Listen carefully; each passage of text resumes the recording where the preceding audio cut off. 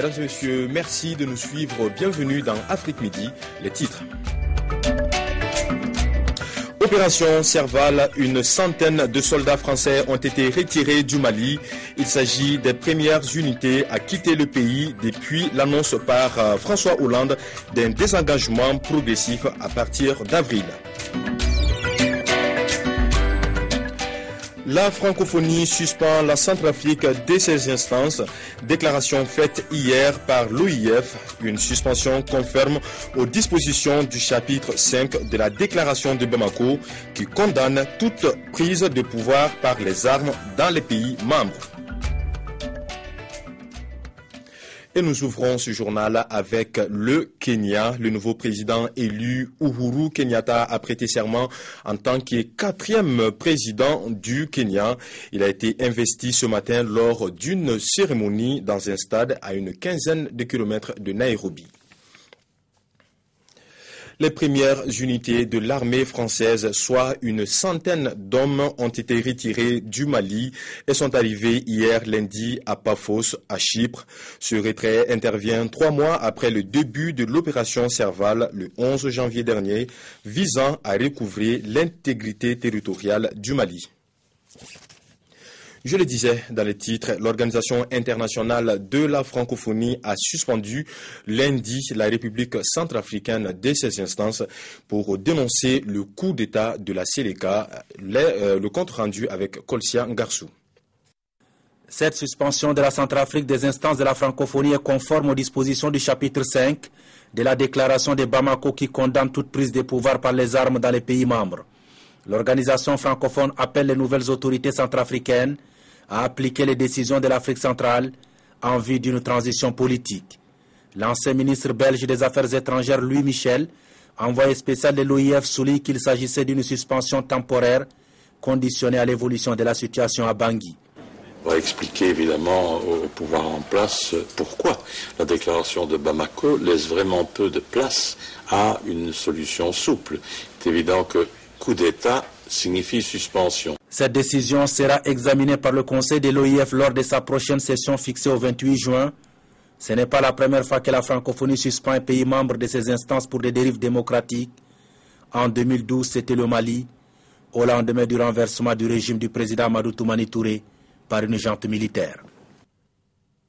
Voilà le commentaire de Kolsia Ngarsou. Denis Sassou Nguesso est à Paris depuis hier. Le président congolais effectue une visite de 3 jours en France. Il a été reçu à l'Élysée hier par François Hollande. Le président français lui a réservé un accueil officiel, mais une poignée de main fraîche et brève. Voilà, la venue du président Nguesso en France suscite la polémique. Il est en effet visé par une enquête judiciaire sur son patrimoine dans le cadre des biens mal acquis. À sa sortie de l'Élysée, Sassou Nguesso a tenu à faire cette mise au point. Je vous propose de l'écouter ici. Le principe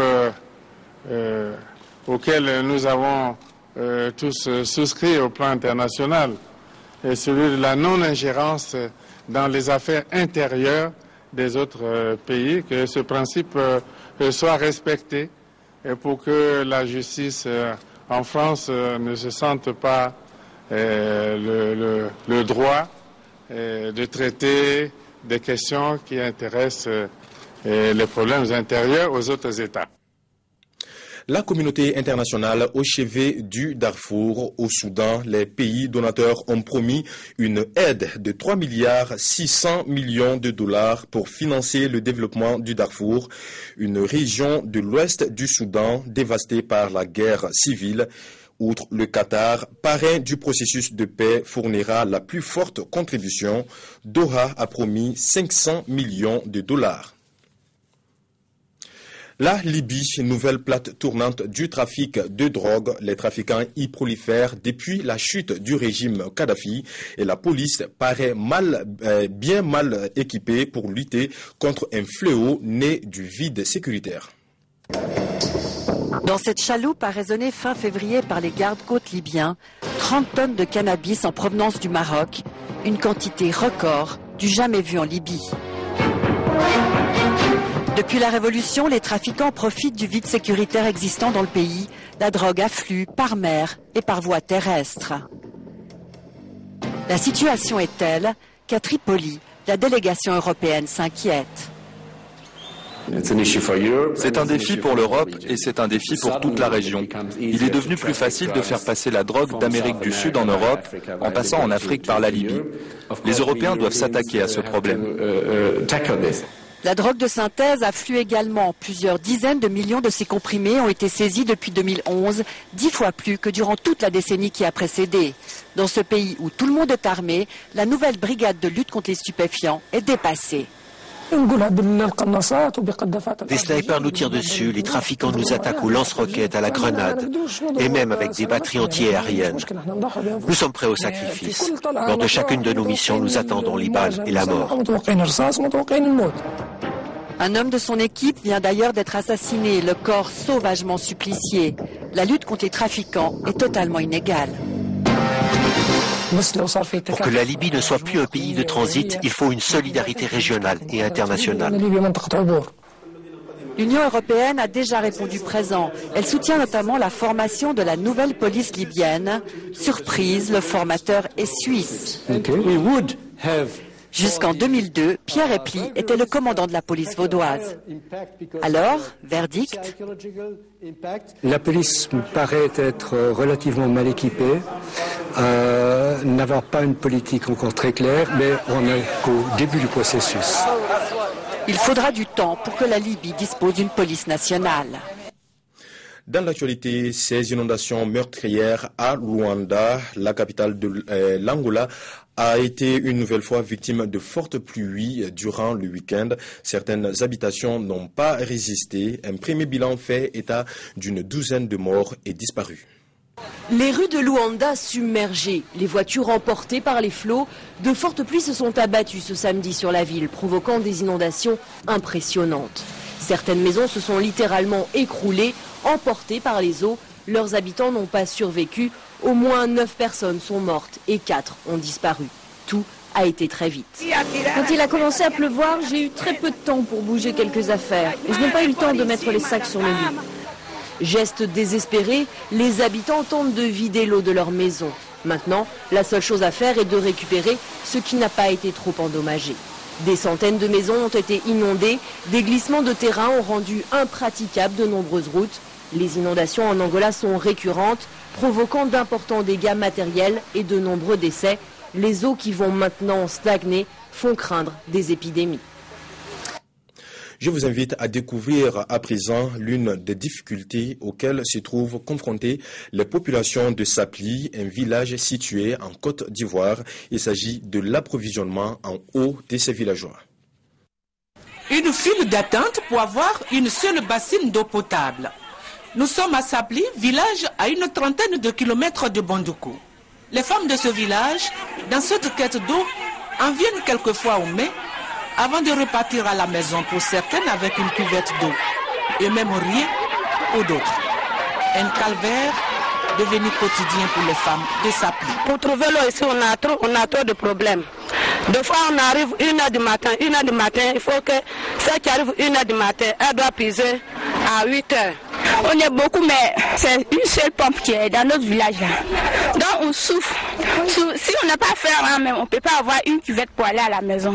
Les pompes de Sapli ont été construites en 80. Aujourd'hui devenues vétustes, elles tombent régulièrement en panne. Et aussi, avec l'accroissement de la population, les pompes n'arrivent plus à combler les besoins quotidiens en eau potable. Les femmes sont obligées d'aller puiser de l'eau dans les puits ou dans un marigot situé à plus de 2 km du village. J'ai plusieurs fois décrié ce fait-là, mais elles y vont, malgré moi-même. En retour, ce sont les maladies diarrhéiques, des palus, des fièvres typhoïdes que je rencontre. La présidente des femmes et le président de la mutuelle du village ont entrepris des démarches et attendent beaucoup des autorités. J'ai rencontré les responsables de direction de l'hydraulique villageoise. Ils m'ont dit qu'ils ne peuvent pas venir le faire parce que ça doit être dans un programme de l'État pour qu'on puisse venir doter le village de pompes villageoises. Construction d'un château qui est chiffré à hauteur de 202 millions environ. Depuis 2009, les techniciens sont venus, ils ont même trouvé le site où le château doit être construit. Jusqu'à présent, malheureusement, nous attendons. Les 6 000 habitants de Sapli devront prendre leur mal en patience, le temps que le village soit doté en château d'eau. En Côte d'Ivoire, l'intersyndicale de l'éducation formation a lancé un mot d'ordre de grève depuis hier. La structure observe cet arrêt de travail pour protester contre les ponctions salariales faites par le gouvernement lors de leur dernière grève. Aujourd'hui, le constat est que le mouvement n'est pas suivi à 100%. Par ailleurs, les enseignants réclament une augmentation des salaires et les meilleures conditions de travail. Et sport, pour finir cette édition au Sénégal, le week-end a été marqué par la tenue du championnat national de judo. Au total, 19 clubs qui ont pris part à la compétition. La finale reine a vu la victoire de Amadou Mendy sur Saliou Wad chez les plus de 100 kilos. Il brille tout en or. Amadou Mendy s'est encore illustré de la plus belle des manières. Il remporte pour la 3e fois le championnat du Sénégal des plus de 100 kilos. Il faisait face à Saliwad du Dozo Momarjan. Après quelques empoignades marquées par une démonstration de force, Saliwad tente une action infructueuse. Amadou Mendy renverse la tendance. Il réussit à immobiliser son adversaire en l'espace de quelques secondes. C'est une fierté pour moi. Parce que il n'y a rien d'autre que la détermination. Mais à l'heure actuelle, que je suis jeune et bien frais, je sais que je peux faire la différence. Tout comme Amadou Mendy, Abdoulaye Seck du Dozo Momarjan a aussi pris le dessus sur Lamine Zerbo de l'ASFA. Il a marqué un hippon qui n'a laissé aucune chance à son adversaire. La finale des moins de 78 kg filles a opposé Aïssatou Thiam du Dakar Université Club à Eve-Marie-Hélène Correa du Dozo Momarjan. Égalité de points des deux combattantes. Eve-Marie-Hélène Correa a finalement remporté le combat suite aux sanctions infligées à son adversaire. Ça a été une journée bien remplie, donc avec des équipes et des combattants bien motivés. Ça a été très relevé dans certaines catégories. 19 clubs étaient représentés, des combats âprement disputés sous le regard vigilant des entraîneurs nationaux.